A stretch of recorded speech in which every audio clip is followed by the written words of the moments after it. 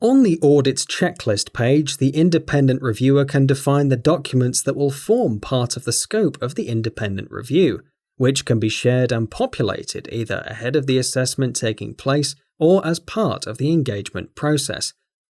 You can select from any existing templates that may have been created or simply create a new one. Once the template is selected, click Start with Selected Template to proceed. Required documents can be tagged using the Yes/No buttons, and documents can be uploaded into the platform, which are recorded as documentary evidence supporting the independent review findings. The audit checklist can also be shared with others, with a tailored request to attach certain key documents by clicking on the Share icon, which creates a unique and secure link to the audit history page.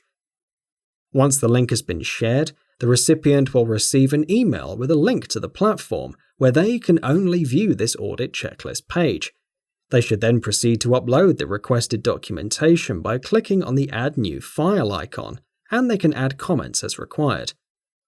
As the requester of audit documents, you can set up notifications so that you receive an email when new documents are uploaded, and can also use the filter to view the outstanding documents requested but not yet received.